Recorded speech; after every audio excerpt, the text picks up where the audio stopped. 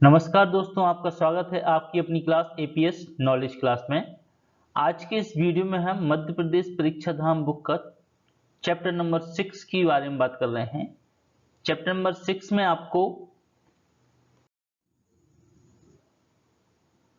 हम मध्य प्रदेश की भौगोलिक विभाजन के बारे में बात करेंगे।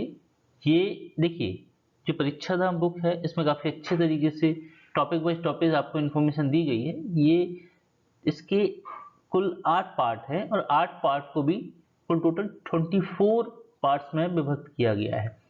तो जो फर्स्ट पार्ट है उसमें 3 टॉपिक्स थे, उसके बारे में डिस्कशन कर लिया है। ये हम नेक्स्ट टॉपिक मध्य प्रदेश का भूगोल के अंतर्गत मध्य प्रदेश का भौगोलिक विभाजन के बारे में स्टडी करेंगे।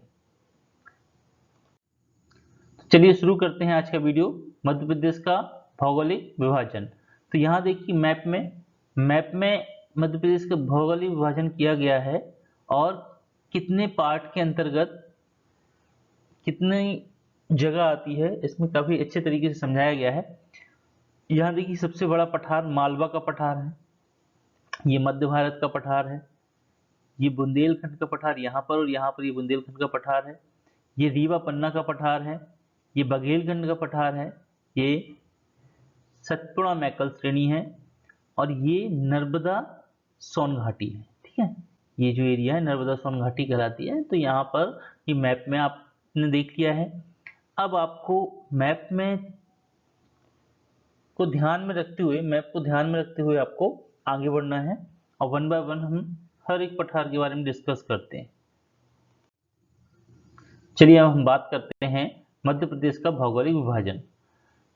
मध्य प्रदेश को मुख्यतः 3 भागों में डिवाइड किया गया, मध्य उच्च प्रदेश, सतपुड़ा मैकल श्रेणी और पूर्वी पठार जिसे हम बघेलखंड का पठार कहते हैं। मध्य उच्च प्रदेश में मध्य भारत का पठार, बुंदेलखंड का पठार, मालवा का पठार, रीवा पन्ना का पठार और नर्मदा सोन घाटी आती है। सतपुड़ा श्रेणी की बात करें तो पश्चिम श्रेणी जिसे हम राजपीपला, सेकेंड मध्य श्रेणी महादेव और पूर्वी श्रेणी मैकाल के नाम से जानते हैं। चलिए हम बात करते हैं मध्य भारत का पठार। स्थिति मध्य प्रदेश के उत्तर पश्चिम में 24 डिग्री से 26 डिग्री 48 मिनट उत्तरी अक्षांश तथा 74 डिग्री 50 मिनट से 79 डिग्री 10 मिनट पूर्वी देशांतर में अवस्थित है। क्षेत्रफल मध्य भारत का पठार मध्य प्रदेश के कुल भौगोलिक क्षेत्रफल का 10.7% है। इस पठार का निर्माण मुख्यतः विंध्य शैल समूह के अपर्धन तथा नदियों के निक्षेपकों से हुआ है। संबंधित जो जिले हैं वो नीमच, श्योपुर, मुरैना, भिंड, ग्वालियर और शिवपुरी है। जलवायु विषम जलवायु पाई जाती है। यहाँ पर ग्रीष्म ऋतु में अत्यधिक गर्मी और शीत ऋतु में अत्यंत ठंड पाई जाती है। वर्षा की बात करें तो इस क्षेत्र में औसत वर्षा लगभग 50 से 75 सेंटीमीटर के आसपास होती है, अर्थात यह अल्प वर्षा वाला क्षेत्र है। वन की बात करें तो शुष्क कटीले पर्णपाती वन पाए जाते हैं, जैसे खैर, बबूल, पलास आदि पाए जाते हैं। यहाँ पर मिट्टी की बात करें तो जलोढ़ व कछारी मृदा पाई जाती है। फसल की बात करें तो प्रमुख फसलें सरसों, ज्वार, तिल, गेहूं आदि हैं।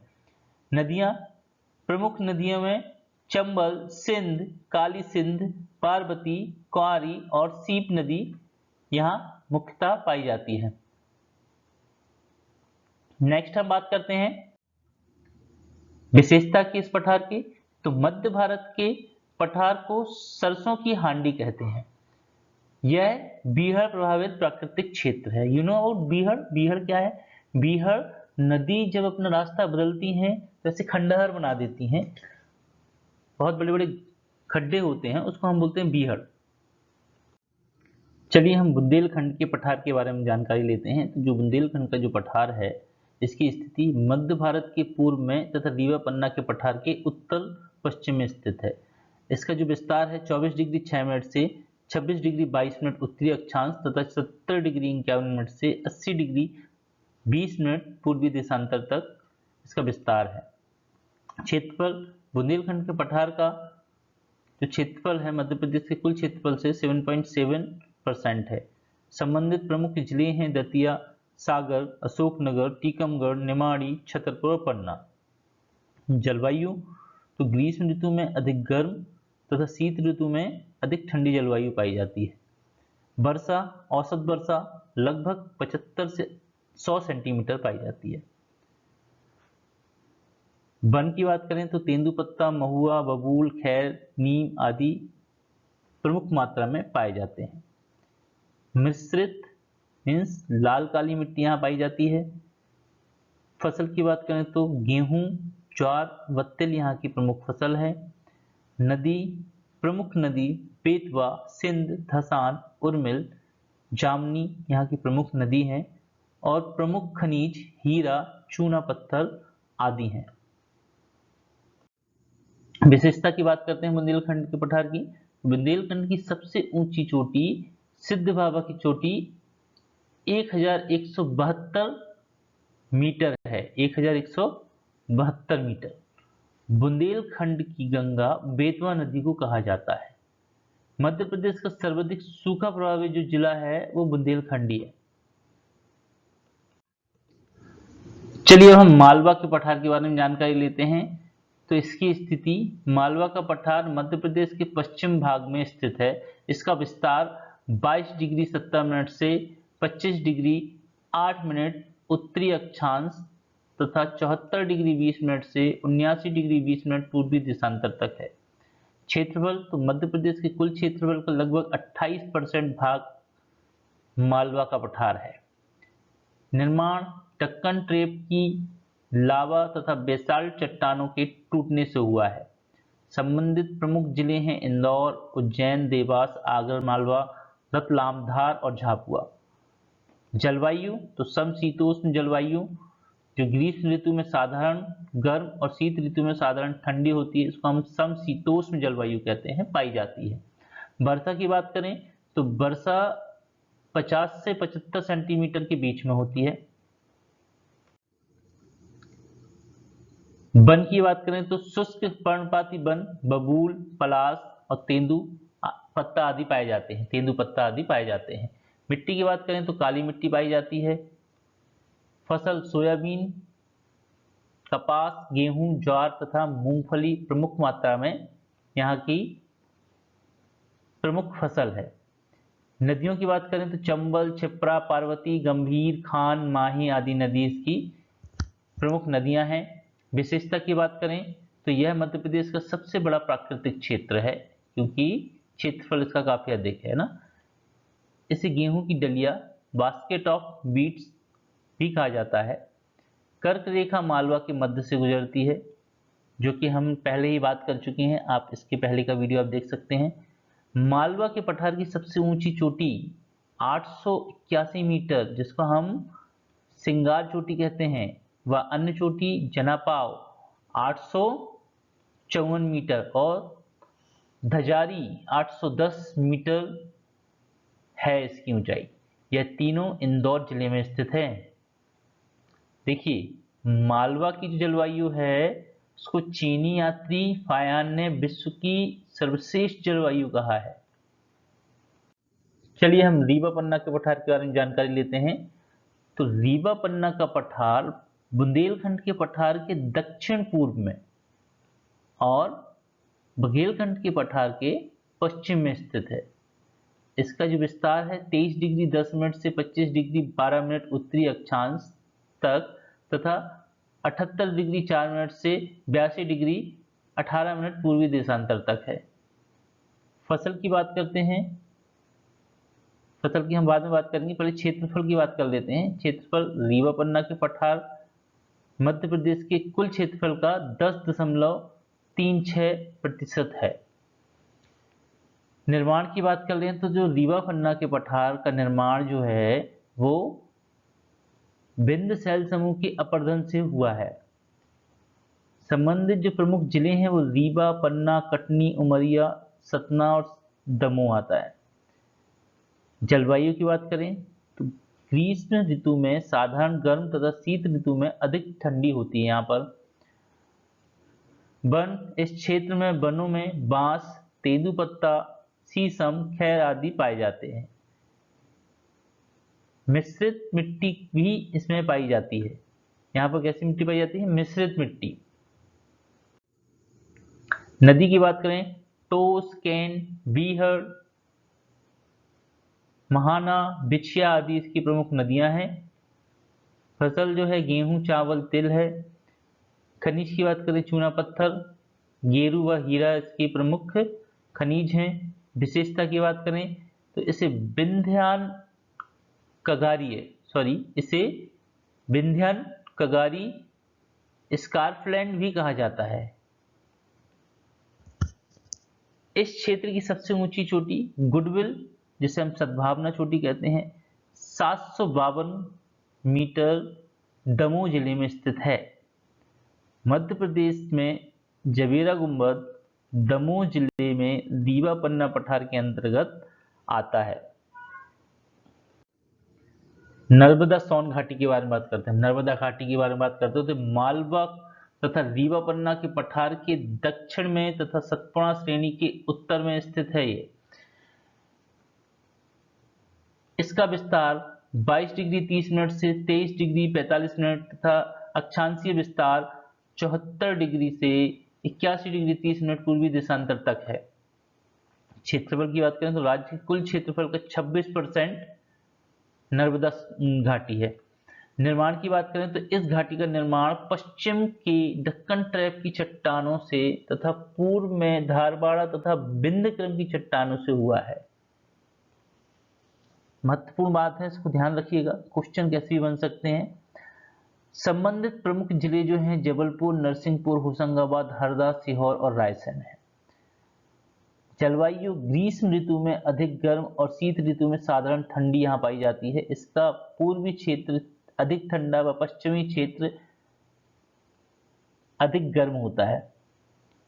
वर्षा की बात करें तो इस क्षेत्र में वर्षा की मात्रा पश्चिम से पूर्व की ओर जाने पर क्रमशः बढ़ती जाती है।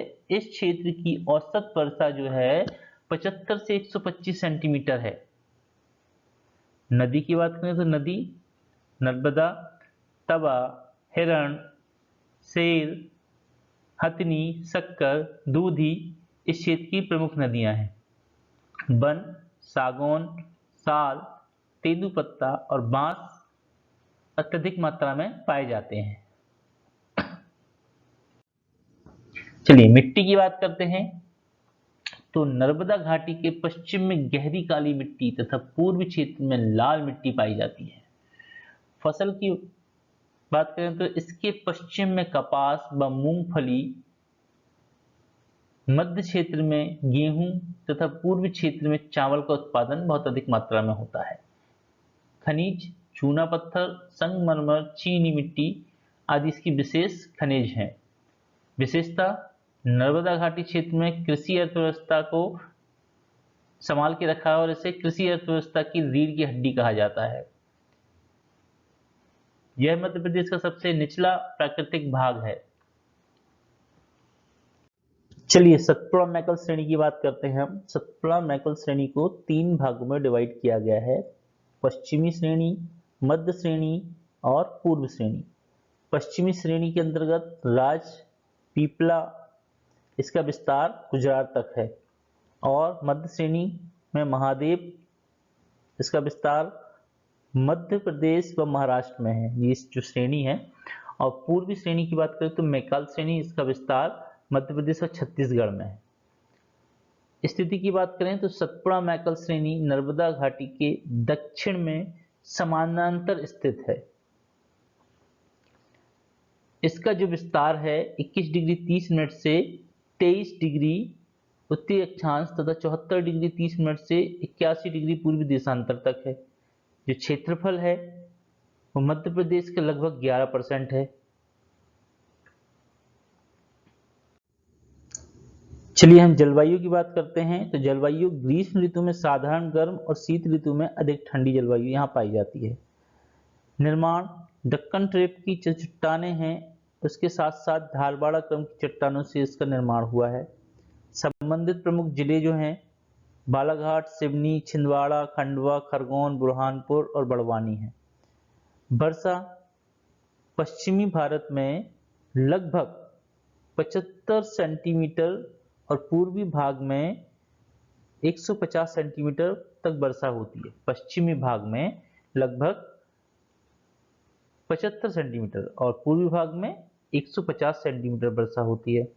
नदी की बात करें तो इस क्षेत्र की प्रमुख नदियां ताप्ती, बैनगंगा, शक्कर, दूधी, पेंच, बरदा और बावनथड़ी इसकी प्रमुख नदियां हैं। ये बावनथड़ी है ना। मिट्टी जो है इस क्षेत्र में छिछली काली मिट्टी व लेटराइट मिट्टी अधिक मात्रा में पाई जाती है। अब हम पूर्वी पठार या बघेलखंड के पठार के बारे में जानकारी लेते हैं। तो इसकी स्थिति जो है मध्य प्रदेश के पूर्वी भाग में स्थित है। इसका अक्षांशीय विस्तार 23 डिग्री 40 मिनट से 24 डिग्री 35 मिनट उत्तरी अक्षांश तथा 80 डिग्री 5 मिनट से 82 डिग्री 45 मिनट पूर्वी देशांतर तक है। क्षेत्रफल लगभग 7% है इसका क्षेत्रफल। निर्माण की बात करें तो आद्य महाकल्प के शैल समूह से इसका निर्माण हुआ है। संबंधित प्रमुख जिले हैं सिंगरौली, सीधी, रीवा और शहडोल। जलवायु ग्रीष्म ऋतु में साधारण गर्म व शीत ऋतु में अधिक ठंडी जलवायु पाई जाती है। वर्षा मध्य प्रदेश में सर्वाधिक वर्षा वाला क्षेत्र है। यहाँ लगभग 125 से 140 सेंटीमीटर वर्षा होती है। यहाँ की जो प्रमुख नदी है सोन, जोहिला, बनास और गोपत आदि यहाँ की प्रमुख नदी हैं। लाल पीली मिट्टी यहाँ पर पाई जाती है। लाल पीली मिट्टी। मध्य प्रदेश की जो फसल उत्पादन का क्षेत्र है वो देखिए यहाँ पर बघेलखंड का पठार में चावल अधिक मात्रा में पाया जाता है। मालवा के पठार में सोयाबीन और गेहूं अधिक मात्रा में पाई जाती है। सतपुड़ा का पठार मक्का के लिए फेमस है। मध्य भारत का पठार सरसों के लिए फेमस है और बुंदेलखंड का पठार गेहूं और तिल के लिए फेमस है। नर्मदा घाटी गेहूं, गन्ना और दाल के लिए फेमस है। अब जो प्राकृतिक विभाजन है उसको हम एक दृष्टि में देख लेते हैं। तो जो मालवा का पठार है वो 28% इसका क्षेत्रफल है मध्य प्रदेश के कुल क्षेत्रफल से। काली मिट्टी यहाँ की प्रमुख मिट्टी है। सोयाबीन यहाँ का प्रमुख फसल है। चंबल, माही, छिप्रा और पार्वती नदी यहाँ की प्रमुख नदी हैं। मालवा का पठार की सबसे ऊंची चोटी सिंगार चोटी है। अब मध्य भारत के पठार के बारे में जानकारी लेते हैं तो 10.68% इसका क्षेत्रफल है। जलोद और कछारी मिट्टी यहाँ की प्रमुख मिट्टी है। सरसों यहाँ की प्रमुख फसल है। चंबल, सीप और सिंध नदी यहाँ की प्रमुख नदी है। इसे सरसों की हांडी भी कहा जाता है। बुंदेलखंड 7.7% मिश्रित मिट्टी। गेहूं, तिल यहाँ की प्रमुख फसल है। कैन, बेतवा और जामनी यहाँ की प्रमुख नदियां हैं। और बुंदेलखंड का पठार की सबसे ऊंची चोटी सिद्ध बाबा की चोटी है। कमेंट्स में लिखिए कितनी ऊंचाई है, पहले पढ़ चुके हैं आप, पीछे नहीं देखेंगे आप ना। रीवा पन्ना का पठार जो है 10.36% इसका कुल क्षेत्रफल है। मिश्रित मिट्टी यहाँ पाई जाती है। गेहूं, चावल प्रमुख फसल है रीवा पन्ना के पठार की ना। कैन और टोस प्रमुख नदी है। जबीरा गुम्बद दमोह जिले के रीवा पन्ना पठार के अंतर्गत आता है। नर्मदा घाटी की बात करते हैं हम तो 26% टोटल क्षेत्रफल का, मध्य प्रदेश के टोटल क्षेत्रफल का 26% है। जलोद और गहरी काली मिट्टी यहाँ पाई जाती है। गेहूं, दलहन और गन्ना यहाँ की प्रमुख फसल है। नर्मदा तथा तावा यहाँ की प्रमुख नदी है। सबसे निचला प्राकृतिक स्थल है। गहराई है यहाँ पर सबसे अधिक। सतपुड़ा पर्वत श्रेणी 11% है इसका क्षेत्रफल। लेटराइट, छिछली और काली मिट्टी यहाँ की प्रमुख मिट्टियां हैं। मक्का प्रमुख फसल है। दूधी, देनवा और शक्कर प्रमुख नदियां हैं। प्रदेश की सबसे ऊंची चोटी धूपगढ़ यहाँ पर स्थित है। और बघेलखंड का पठार है 7%। लाल पीली मिट्टी यहाँ की प्रमुख मिट्टी है। चावल प्रमुख फसल है। सोन और बीहड़ यहाँ की प्रमुख नदी है। प्रदेश का सबसे छोटा प्राकृतिक भाग है बघेलखंड का पठार, मध्य प्रदेश का। ओके, आज की वीडियो में इतना ही। यदि आपको वीडियो पसंद आया तो इसको लाइक करें, शेयर करें और चैनल को सब्सक्राइब करें। धन्यवाद।